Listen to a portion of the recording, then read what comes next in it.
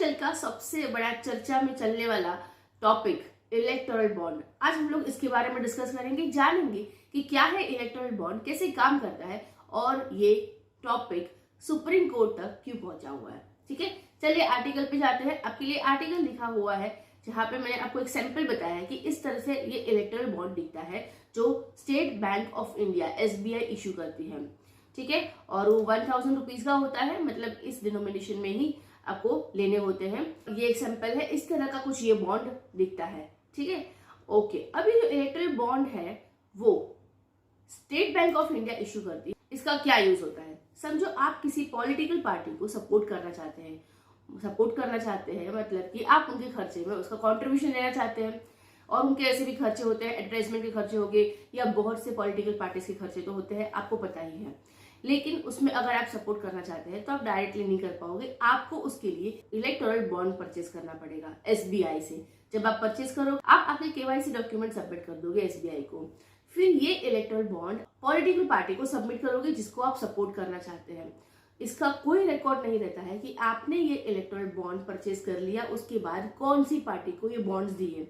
ठीक है, इसकी कोई रिकॉर्ड्स अवेलेबल नहीं होते हैं, पब्लिकली बिल्कुल अवेलेबल नहीं है। तो आप चाहो उस पॉलिटिकल पार्टी को आप इसके दे सकते हैं, और फिर ये पॉलिटिकल पार्टीज स्पेसिफाइड टाइम के अंदर इसको रिडीम करवा देती है, जैसे कि 15 डेज का उनके पास टाइम होता है। ये बॉन्ड्स SBI के पास है, वो रिडीम करवा सकते हैं, और इस तरह से उनको फंड मिल जाता है उनके बहुत सारे खर्चों के लिए। राइट, तो अब ये टॉपिक बहुत ही बड़े चर्चे में है, क्योंकि यहाँ पे बहुत सारी चीजें पब्लिक नहीं है, किसी को पता नहीं है कि कौन ये बॉन्ड खरीद रहा है, पॉलिटिकल पार्टीज को कहाँ से कॉन्ट्रीब्यूशंस आ रहे हैं, कौन सपोर्ट कर रहा है, और इस बॉन्ड का कोई भी डेटा अवेलेबल नहीं है। इसलिए अब जो अपोजिशन पार्टी है या जो ऐसे पार्टीज है, जो ऐसे लोग हैं जो इलेक्टोरल बॉन्ड के अगेंस्ट है, उन्होंने इसके अगेंस्ट केस किया है, और अब ये बात सुप्रीम कोर्ट तक जा चुकी है। और सुप्रीम कोर्ट ने SBI से इसका डेटा मांगा था कि हमें ये सारा डेटा चाहिए बिफोर 13 मार्च।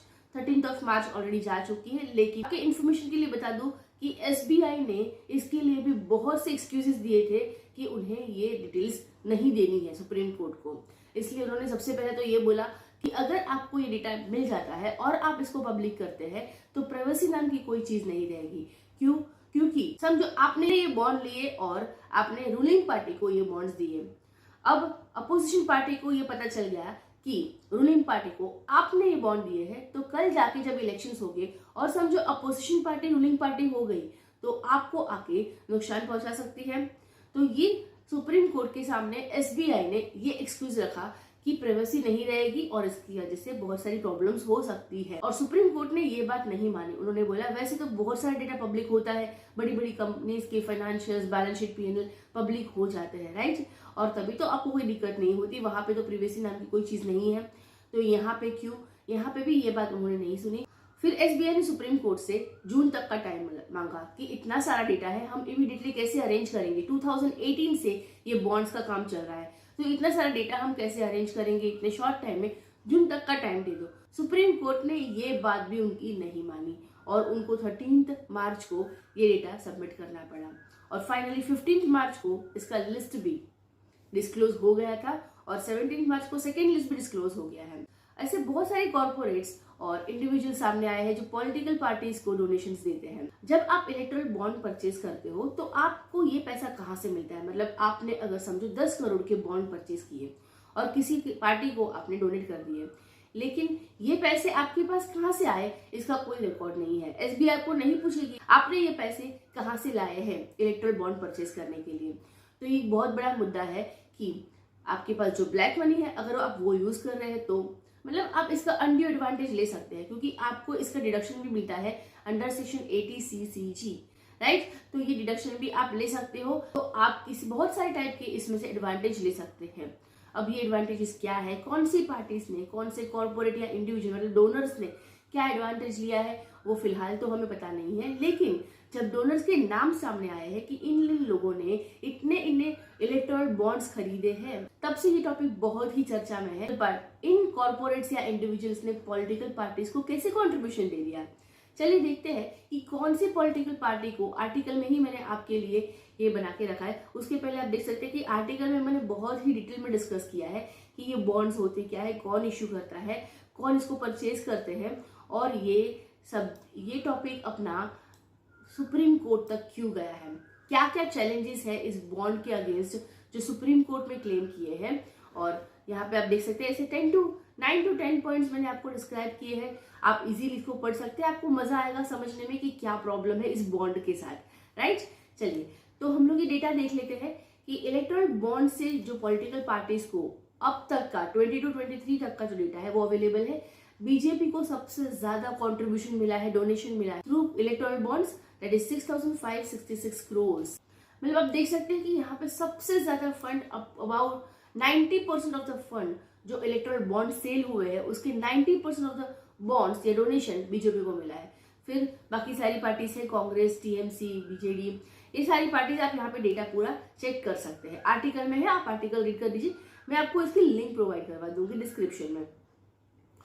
फिर जब वो फर्स्ट डेटा 15 मार्च को पब्लिक किया था सुप्रीम कोर्ट ने कि कौन सी पार्टीज ने इलेक्टोरल बॉन्ड परचेज किए हैं, उसका डेटा भी अभी आपके सामने यहाँ पे मैंने रखा हुआ है, जिसमें से top 20 purchasers of the electoral bonds दिख रहे हैं। उसमें वैल्यूज दिखाई गई है। सबसे पहला ये है future gaming and hotel service private limited 1368 crore. ये सारा अमाउंट करोड़ में है। वैसे भी मेगा इंजीनियरिंग है, क्विक सप्लाई है, वेदांत लिमिटेड है, ऐसे बहुत सारे कॉर्पोरेट्स भी है और इंडिविजुअल्स भी है जिन्होंने ये बॉन्ड्स परचेज किए हैं और पॉलिटिकल पार्टी को दिए हुए हैं। अब तक ये नहीं पता चला कि इन लोगों ने, मतलब ये सारे परचेसर्स है, डोनर्स है, इन लोगों ने कौन सी पार्टी को डोनेट किया है, लेकिन शॉर्टली वो भी पता चल जाएगा क्योंकि इलेक्टोरल बॉन्ड पे जो नंबर होता है, सीरियल नंबर, वो मैच करना होगा। तो वैसे यहाँ पे देख सकते हैं आप, भारतीय एयरटेल का भी नाम है, फिर आप कुछ लोगों का नाम आपने सुना भी होगा, कुछ डोनर्स का नाम आपने नहीं भी सुना होगा, इंडिविजुअल्स भी है, कॉर्पोरेट्स भी है, और बहुत से मोस्ट ऑफ द इंडिविजुअल्स या कॉर्पोरेट्स ऐसे हैं जिनके अगेंस्ट कोई ना कोई लिटिगेशन चला हुआ है या रेड पड़ी हुई है उनके अगेंस्ट, मतलब डिपार्टमेंट से रिलेटेड किसी भी केस में ये लोग घिरे हुए हैं। तो ऐसे बहुत से लोग आपको इसमें मिल जाएंगे। अगर आप एक एक चीजों को देखेंगे, एक एक का नाम अगर आप गूगल करोगे, आपको कुछ ना कुछ ऐसी चीजें मिलेगी जिसके अगेंस्ट कुछ ना कुछ तो चल ही रहा है। तो आप समझ सकते हैं कि ये बॉन्ड्स कहाँ से, कैसे, किस तरह से यूज हो रहे हैं, क्यों ये लोग, मतलब ये जो परचेसर है, डोनर्स है, ये बॉन्ड्स लेके पॉलिटिकल पार्टी को कंट्रीब्यूट करें। आप अपने आप से समझ सकते हैं ये सारी चीज, और आपके व्यूज आप कमेंट सेक्शन में बता सकते हैं। अगर वीडियो आपको अच्छी लगती है, इससे कुछ नॉलेज मिली है, तो प्लीज इसे लाइक कीजिए और शेयर कीजिए, मेरे चैनल को सब्सक्राइब कीजिए, इससे मुझे मोटिवेशन मिलता है।